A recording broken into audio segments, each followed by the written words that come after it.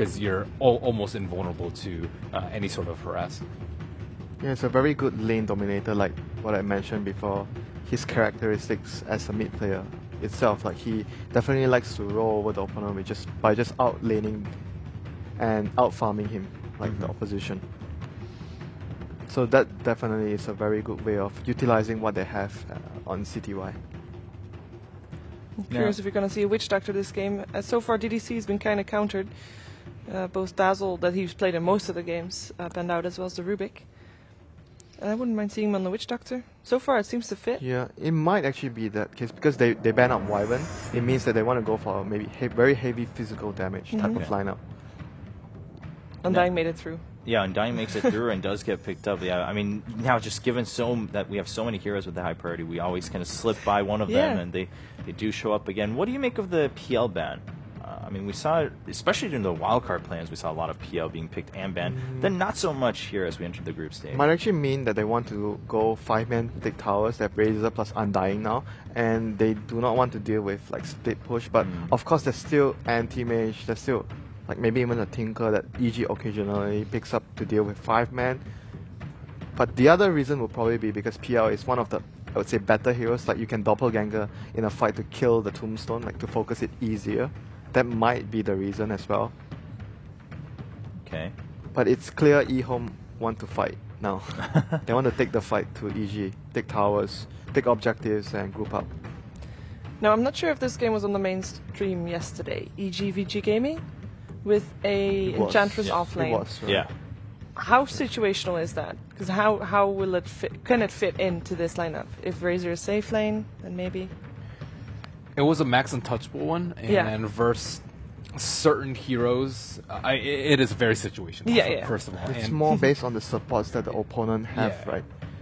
She has to be able to, out harass them. She is actually very mobile. She has a very high move speed at level 1. And if you have a Treant Protector, she's certainly a lot better. I mean, having the ice armor this game against the physical damage is definitely very, very saw helpful. this from... it was Cloud9. Was with Cloud9. Cloud9 today. Misery played Lich. They won that game as well, I believe. Right.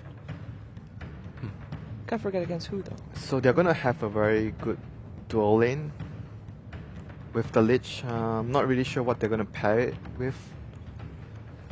Well, talking about fighting, eHome going with the Spirit Breaker and Storm Spirit. Yeah, it's the classic bounty storm that EG likes to use a lot, and they're going back towards the Queen of Pain on Fear, I want to say, but at the same time I'm thinking if they have Lich, they could possibly lane Lich plus Queen of Pain as your dual lane on the off lane. That lane will be able to pressure, I think, a lot as well if it's a Razor on a safe lane or a Bloodseeker on a safe lane. So that might be a route that EG would want to go for. There are options basically right now for them. And they put Storm top and still have something. I mean, else Storm mid, I guess. But then again, the Bounty Hunter earlier would actually mean that the Lich can also go with the Bounty Hunter as a dual lane too. So there are definitely a lot of options that EG can go for right now. eHome, quite a few options as well. Undying Spirit Breaker. This is off-lane. the CDEC favorite. Yeah, that's right. I mean, we talked about it so much on Sunday during the wildcard plans, and then it's been some time since we've seen that combo come out. But unkillable, or at least very difficult to kill. Yes. Let's put it that way. Durable, very durable. Very durable indeed. Disruptor's the last man from EG. Tusk does make it all the way through in eHome, just taking that out of the pool. Not taking chances right there. So, is eHome lacking anything distinctly, given their plan? Fighting support with hopefully a disable, maybe. How about Shadow Shaman? Because I feel like they're also lacking some push.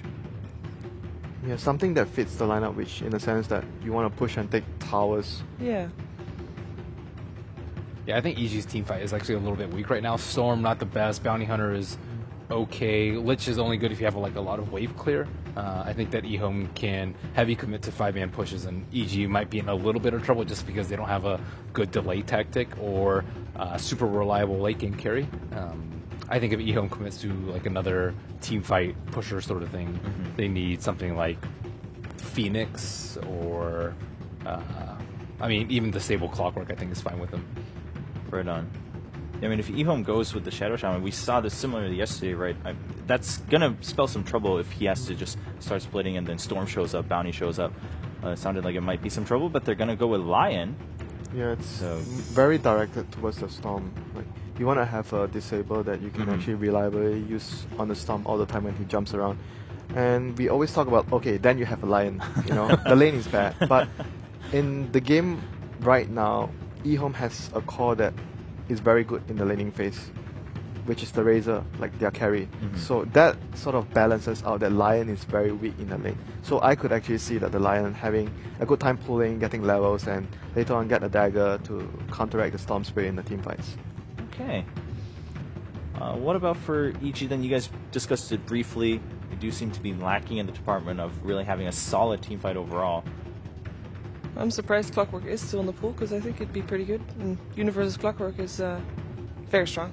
Yeah, but they are all durable targets except True. the Lion. So you're hooking into a lot of meat shields. I But guess. perhaps you can at least stop the Bloodseeker from running.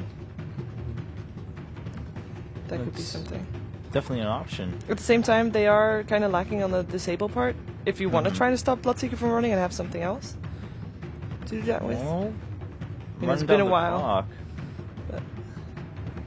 AG definitely, I mean, one of the times we have... Oh, well, there it Sand King, I mean, we've been mentioning Sand King time and time again whenever we see these kind of scenarios. Well, Sand King definitely available.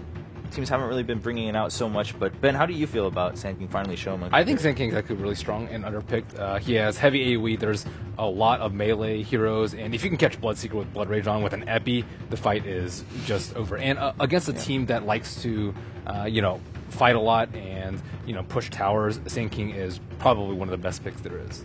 All right. There's a lot of synergy with the draft as well. I feel like when you're dealing against an opponent that has very strong 5-man to push your towers, you have to have a very good team fight composition because they are going to be knocking on your towers.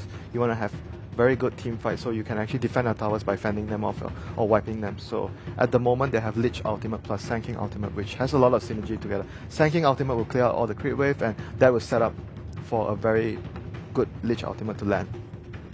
All right, well, EG does round it out just fine with that last hero pickup of Sand King. We'll see if they can make it work. It is EG versus Ehome. Ehome really hungry for that 2-0. We'll find out if they can make that come true.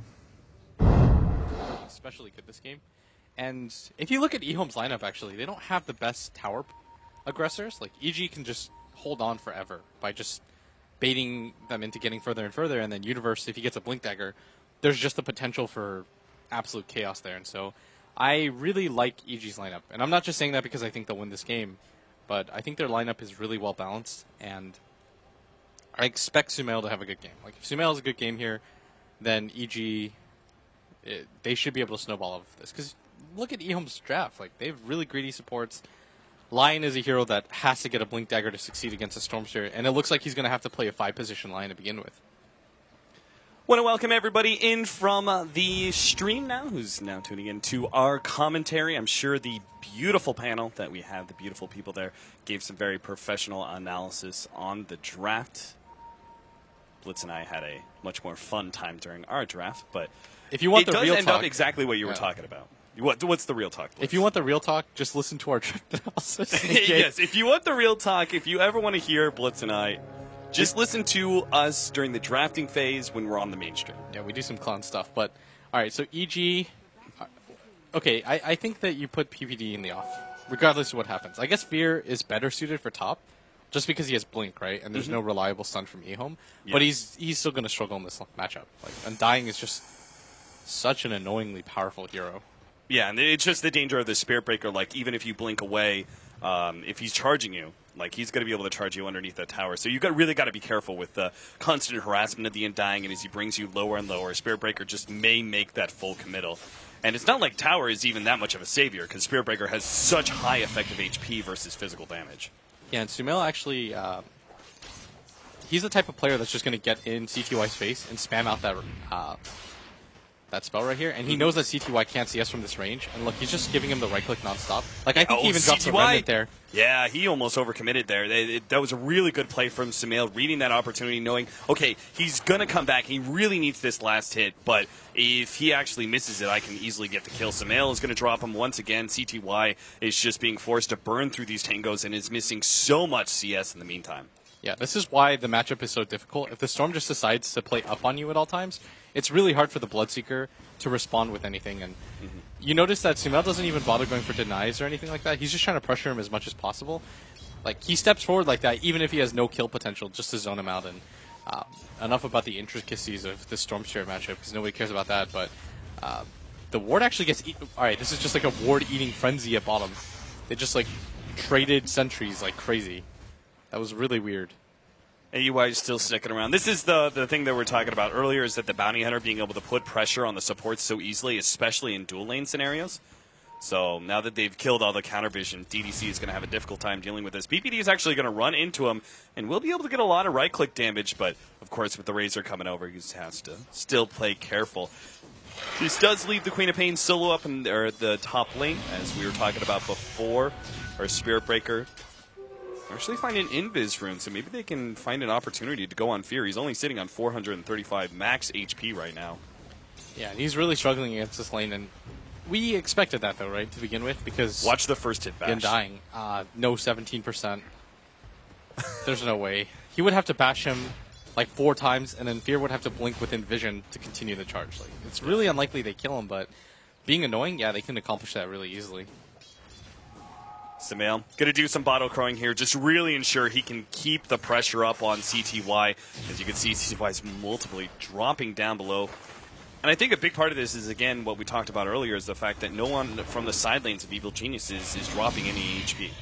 Yeah, and it's more just that CTY can't get enough creeps in a row to be able to get CS. And now you're seeing the advantage, 18 CS to 7. If you're a Storm, you want at least, like, getting 30 by 5 minutes means that you're guaranteeing yourself, if you want it, treads and a bottle by the time nighttime is halfway over, meaning that pretty much everybody is within kill range for you. Oh, nice. Sumail just got that deny on CTY. He was going for the blood right kill on the creep. Top lane, they make it a big dive, and they will be able to pick up the first mid blood. As well. Nice pickup, and CTY also dies in middle. Sumail's able to force that one out. Oh, rough boy. time for these lanes. Sumail now brings back his bottle. CTY is just completely stuck out of this now. With Sumail about to pick up his level 6, I'm not sure how he's ever going to be able to pick up more CS. Do you think that like a health potion would have actually made a difference there for the Bloodseeker in the laning phase and being able to rapidly get up to full HP? Because what you were saying there is like he couldn't get enough CS in a row to be able to continue his snowball. You're basically saying he couldn't get up the full HP, right? And in order to make sure he felt comfortable every CS pushing forward. Is that part of that, the Tango, the slow buildup of HP from Tango just isn't good enough? No, I think it more has to do with the fact that CTY is getting hit by too many remnants. Like, it's not even like the activation time is too short for you to dodge it. Like, it's just hitting him too many times. And I know I'm focusing a lot on this mid matchup, and it's not just because it's a Storm Spirit. It's more just the fact that CTY has now died in a one-on-one matchup that you shouldn't die in. Like, in most 1v1 matchups, you shouldn't. And this is going to make him struggle really hard. And ROTK's mid now, though. It's a little awkward. Sumail does get hit the silence. They do pick up the kill before AUI can actually stop it with the Burrow Strike. And now with 3 heroes and the Vision, they'll get on top of AUI for a double kill. CTY, that was huge. A great rotation now from eHome that now puts CTY in a much better position he was just 30 seconds prior. So Evil Genius is just a little bit too late on their rotations to save their mid. Meanwhile, the top lane, Bottom is perfectly fine to stay solo against Fear as the Undying. How's that bottom lane going, though? We haven't really talked too much about that. It's been the Lich just bringing the lane back constantly for Universe's Sand King. Still, though, YJ is getting, it seems, a decent amount of farm, 15-1. You got to count those free denies from the Lich in there, so his CS really isn't bad.